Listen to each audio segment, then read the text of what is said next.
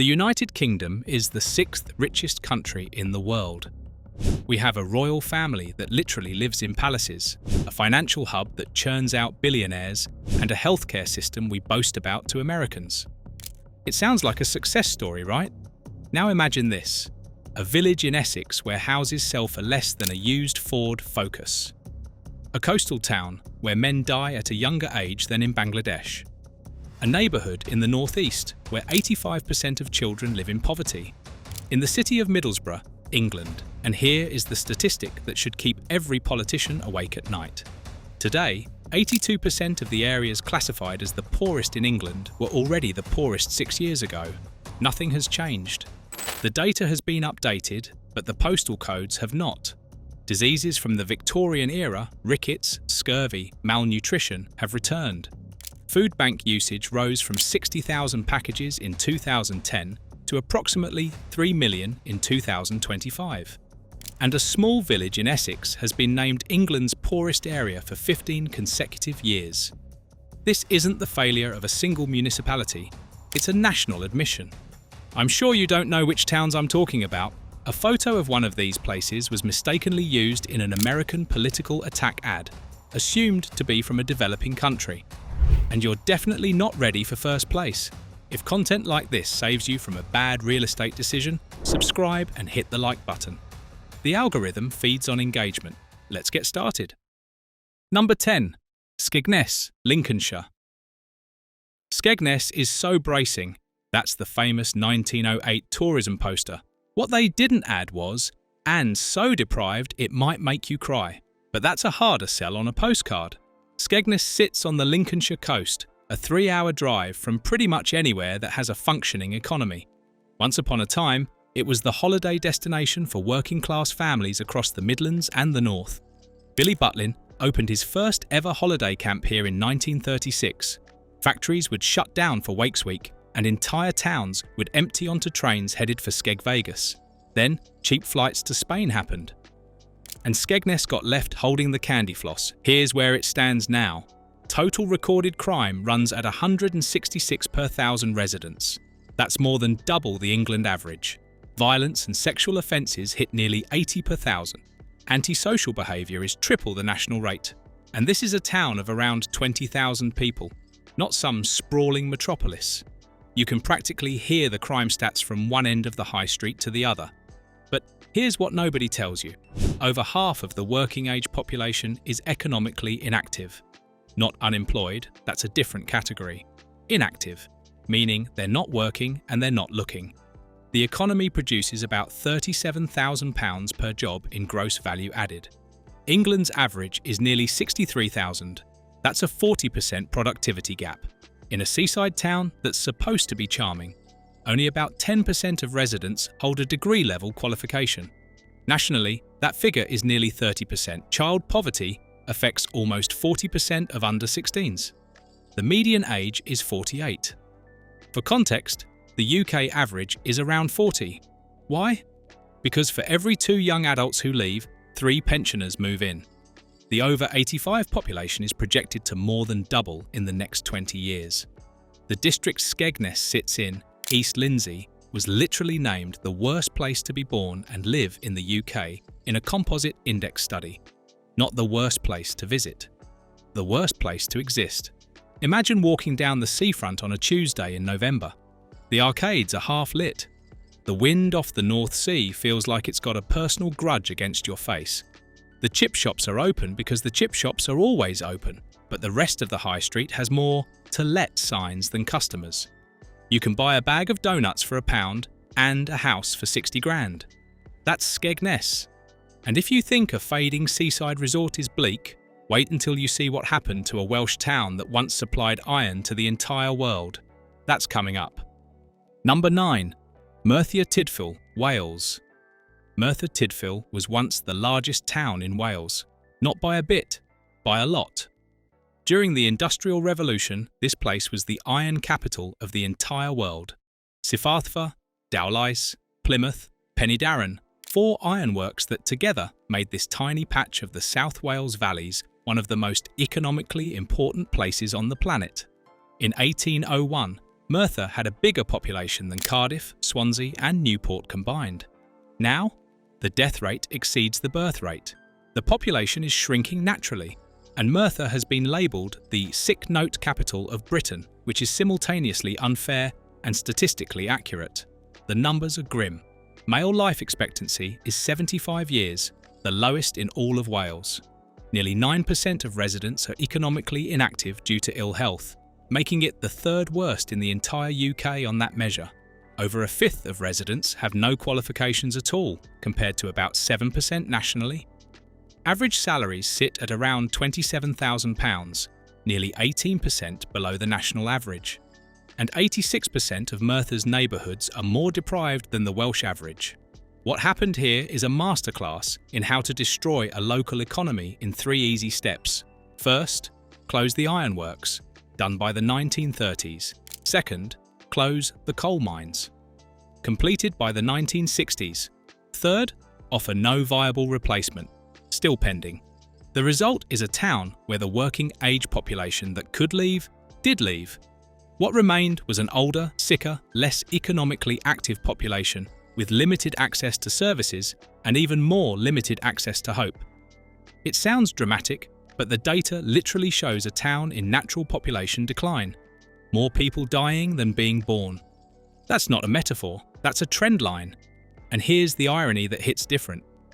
Merthyr Tydfil was where the world's first steam-powered railway journey took place. In 1804, Richard Trevithick's locomotive hauled 10 tons of iron along the Merthyr tram road. This town literally invented industrial modernity, and modernity thanked it by moving to London. You know it's bad when your most famous export is a historical fact. If Merthyr were a dating profile, it'd say, peaked in 1804, looking for someone who appreciates potential. But Merthyr at least had its moment in the sun. The next town on this list had its moment in the sun too. Literally, it was a beach resort. Now it's one of the most deprived places in Wales, and its decline involves a surfing pool, a demolition crew, and a lot of regret. Number 8. Rhyl, North Wales. 3 areas within Rhyl qualify as having what the Welsh Government calls deep-rooted deprivation, meaning they've been stuck in Wales's top 50 most deprived areas across 5 consecutive measurements. Not trending that way, stuck. Like a broken record, except the record is people's lives. Rhyl West 2 was ranked the 2nd most deprived neighbourhood in all of Wales on the last Welsh Index of Multiple Deprivation. 64% of its residents live in income-deprived households. That's not a typo. Nearly 2/3. The Welsh average is 16%. The employment deprivation rate is 43% versus a national 10%. Criminal damage and violent crime sit at the 2nd highest levels in the country. Benefit claimant counts have doubled in 5 years. The story of Rhyl is the story of every seaside town on this list, but somehow sadder because it had one of the most spectacular fall from grace moments in British leisure history. The Sun Centre, which opened in 1980 and featured Europe's first indoor surfing pool, was once the pride of the North Wales coast. Families drove for hours to visit. It was the future of British tourism. It closed in 2014 and was demolished in 2016. They didn't repurpose it. They knocked it flat. What replaced the tourism economy? HMOs, houses in multiple occupation. The same playbook as Blackpool. Large guest houses converted into cheap multi-occupancy housing, attracting people on benefits from across the UK, concentrating disadvantage into a single postcode, and creating a cycle of deprivation that no amount of heritage centre signage can fix. Average house prices in Rhyl sit well below the Welsh average. You can pick up a flat for under £60,000, but cheap property in Rhyl is like a cheap parachute. The price reflects the risk. A £30 million regeneration plan is underway for the Queen's Buildings area, but anyone who's been paying attention to Welsh coastal regeneration knows the drill. Announcement, rendering, consultation, delay, partial delivery, new announcement, rinse, repeat, ruin. And speaking of regeneration plans that never quite land, our next town has had more government promises broken than most towns have residents, and it comes with a brass band soundtrack. Number 7. Grimethorpe, South Yorkshire. In 1994, a European Union poverty inquiry declared Grimethorpe the most deprived village in Britain and one of the poorest communities in all of Europe. Not Eastern Europe, all of Europe.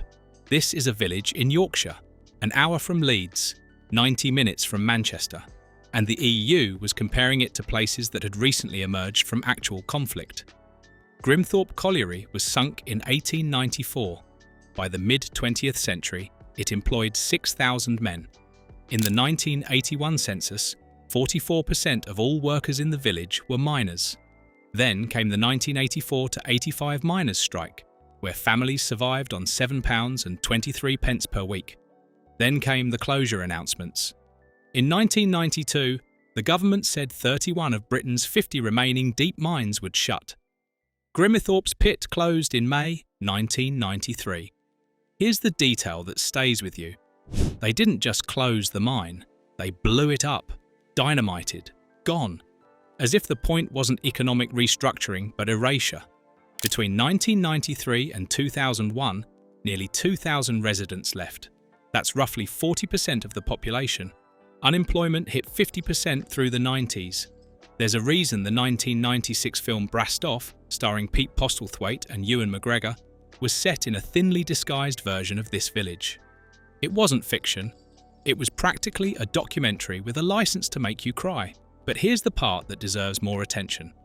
The Grimethorpe Colliery Band, the Rhyl brass band that inspired the film, didn't just survive.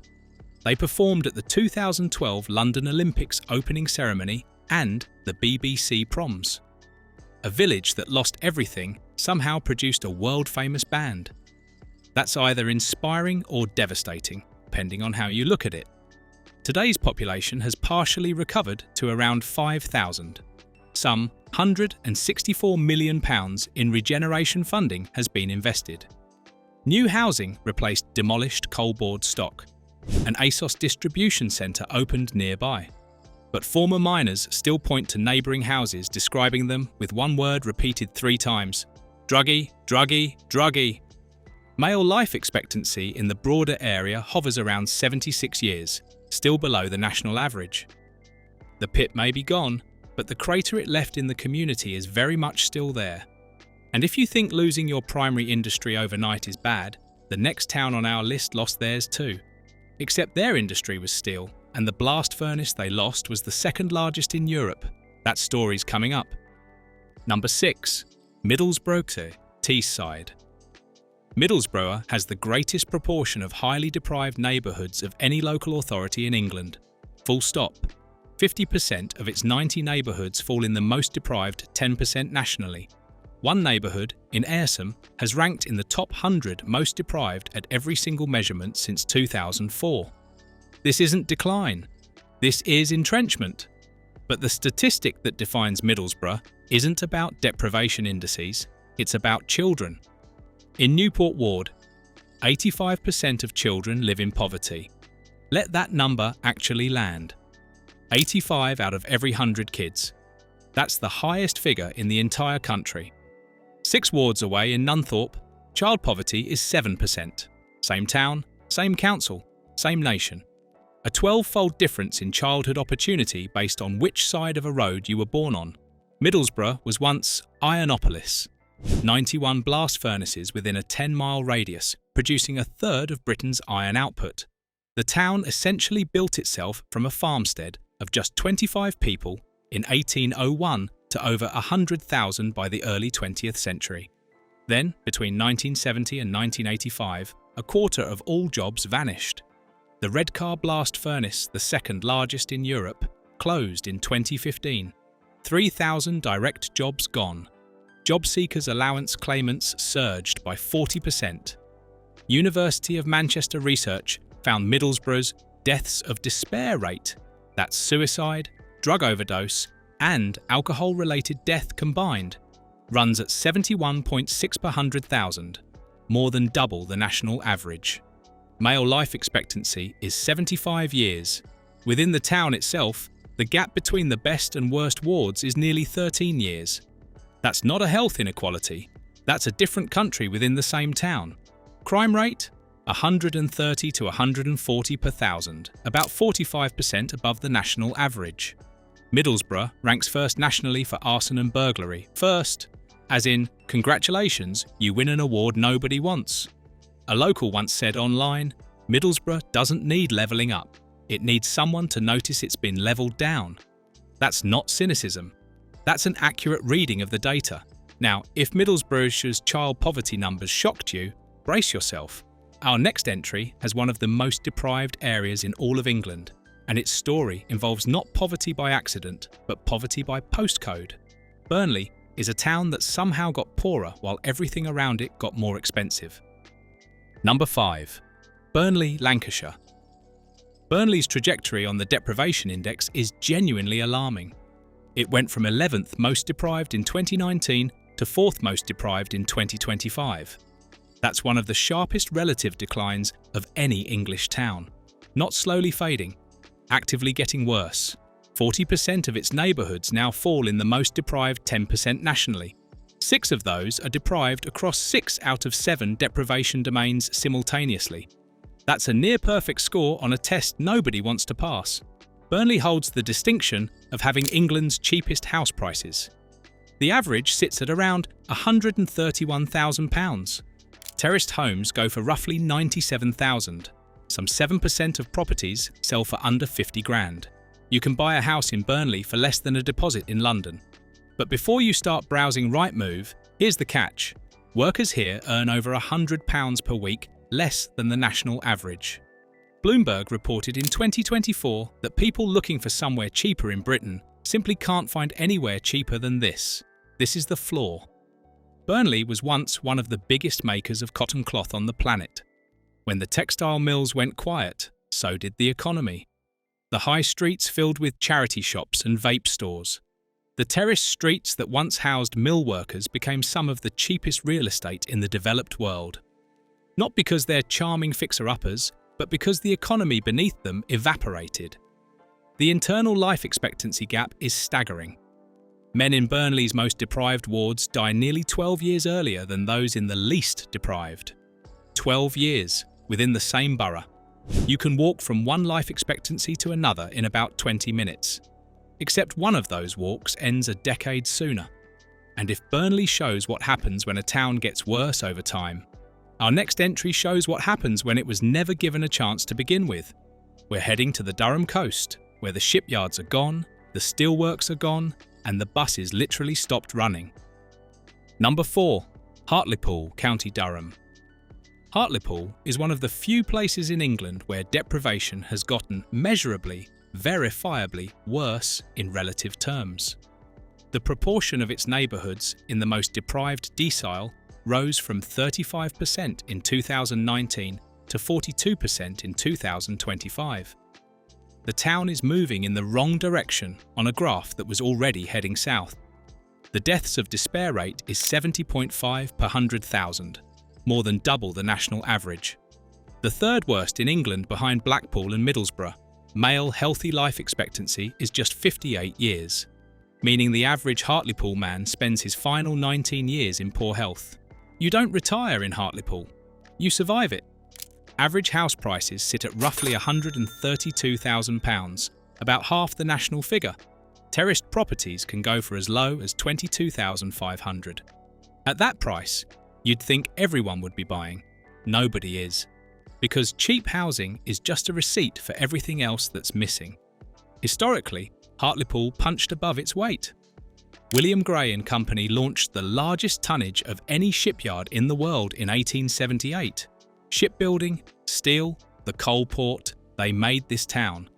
They also left this town, and nothing adequate replaced them. The COVID death rate was 27% higher than the national average. As of 2019, Hartlepool was one of only 8 councils in England to have eliminated all bus service funding entirely. Let that sink in. A town too poor to have publicly funded buses in the 21st century in a G7 country. A council document from a few years ago described the town's challenge as needing to create a self-sustaining economy. They phrased it delicately. What they meant was, there isn't one yet. The next entry on this list is a town that also doesn't have a self-sustaining economy. But it does have something Hartlepool doesn't.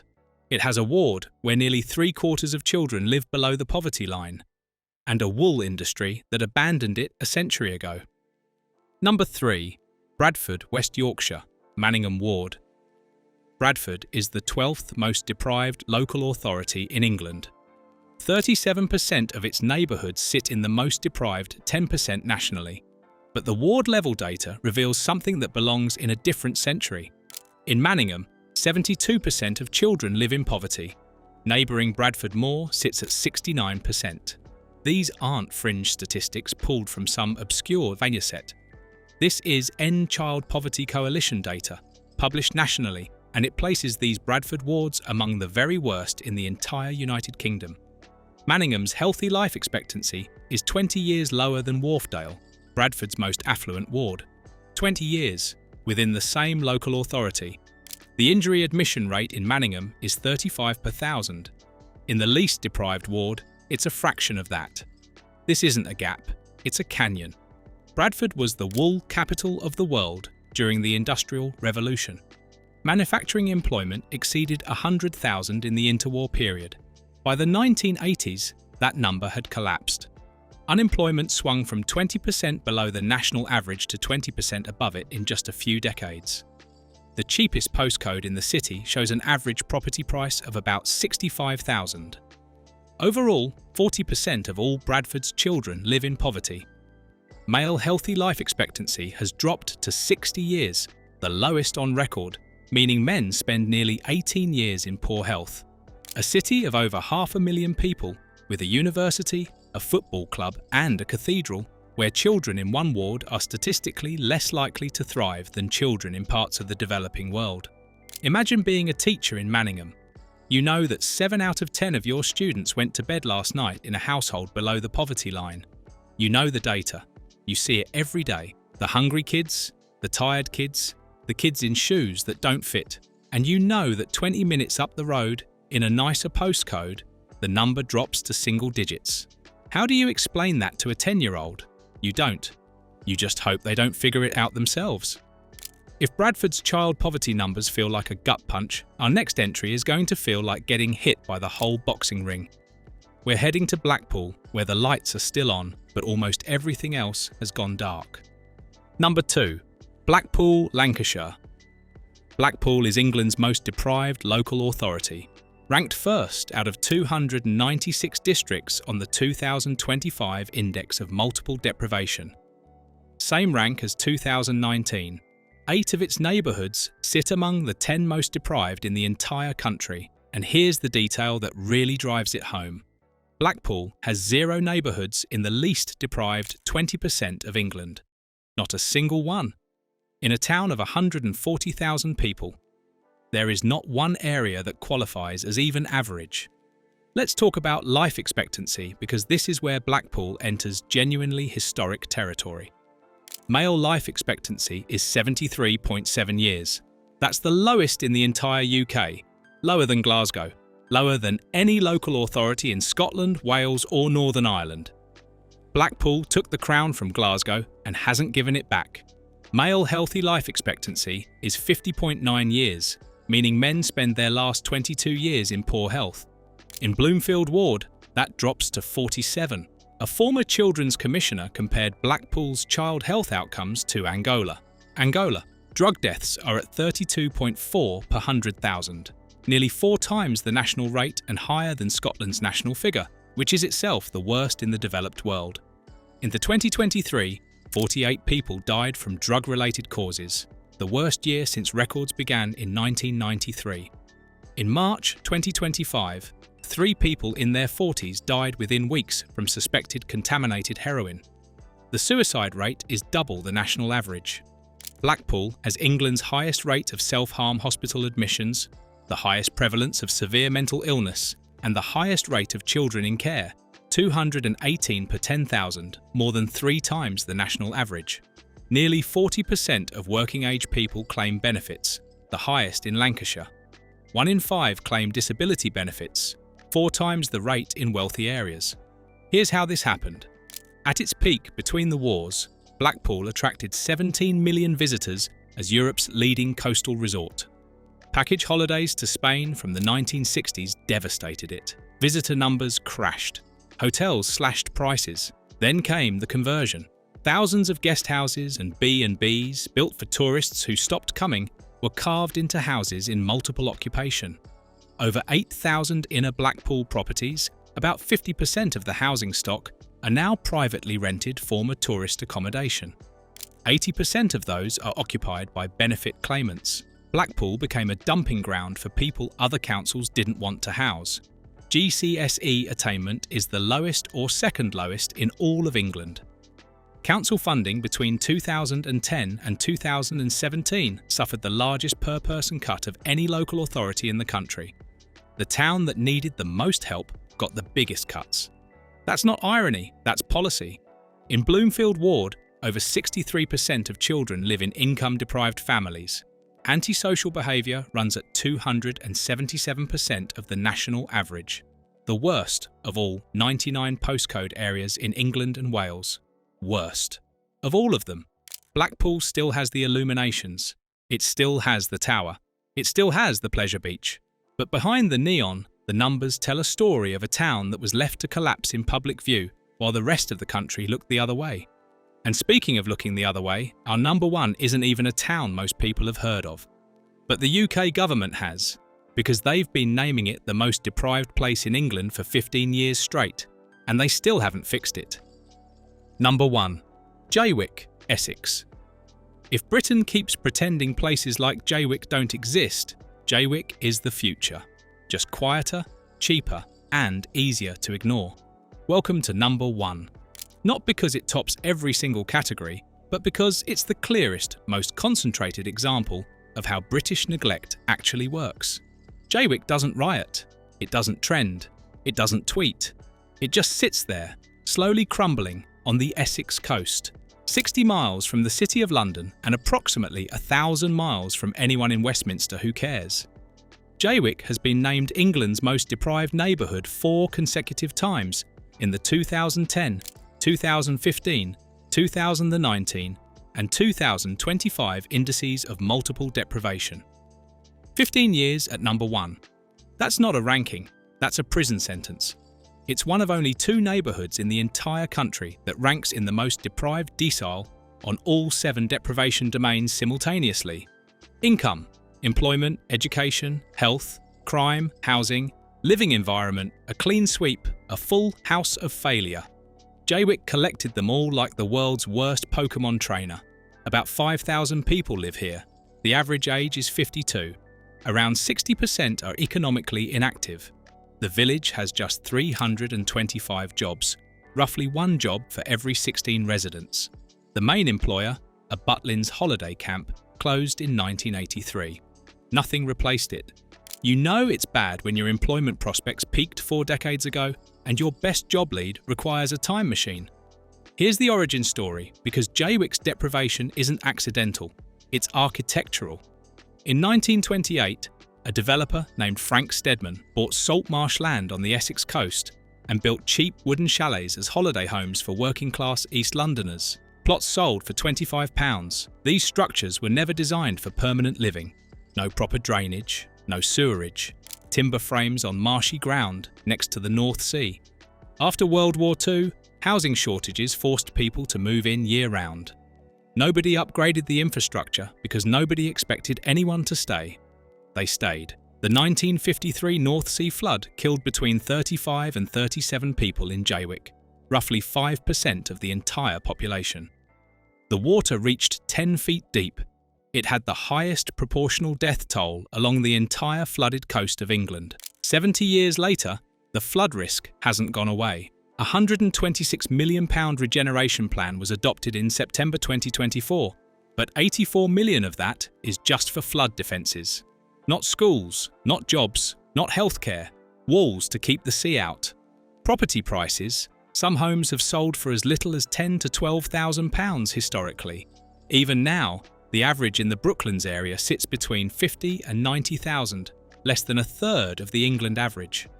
33% of homes don't meet the decent home standard. The vacancy rate is double the national average. 57% of residents live below the income deprivation threshold. Over 40% cannot work due to disability or long-term illness. At the local primary school, 60% of pupils receive free school meals. The headmistress told reporters she was shocked that conditions like these exist in England. The crime rate is 116 per thousand, 39% above the national average. In November 2018, the United Nations Special Rapporteur on Extreme Poverty, Philip Alston, visited Jaywick during his UK fact-finding mission. The UN sent a poverty investigator to Essex. He described what he saw as the result of policies that cause great misery and systematic immiseration. Meanwhile, also in 2018, a Republican congressional candidate in Illinois used a photograph of Jaywick's derelict housing in an American midterm election attack ad, warning voters what would happen if they voted Democrat. They thought it was a developing country. It was England. Let me paint the picture one final time. You walk down Brooklands in Jaywick on a grey Wednesday morning. The chalets are small, wooden, many held together by what looks like optimism and duct tape. Some have boarded windows. Some have gardens that haven't been tended in years. There's no supermarket. A 2013 investigation found the only fresh food within a mile was a bag of blackened bananas. The sea is right there, just past the low wall, and one day, maybe soon, it'll come over that wall again. And the only plan to deal with it is a construction project that hasn't broken ground. This is England's most deprived neighbourhood for the 4th time running, in the 6th richest country on earth, and the only question anyone should be asking is, how many more 15-year stretches does Jaywick have to endure before someone actually shows up? So there you have it. 10 towns in the United Kingdom where the conditions rival parts of the developing world, and the data proves it. Life expectancy below Bangladesh. Child poverty above 70%. Victorian diseases making a comeback in a country that invented the Industrial Revolution. And here's the thing that should bother you most. None of this is new. These towns have been declining for decades. The reports exist. The data exists. The committees have met. The white papers have been published. The regeneration plans have been announced. And 82% of England's most deprived areas stayed exactly where they were. So I'll leave you with one question for the comments. If you could buy a house in Jaywick for £50,000, would you? Yes, no, or only if it comes with a government guarantee that the sea won't eat it? Drop your answer below. I read them all. If you made it this far, you're clearly someone who cares about the truth behind the postcode.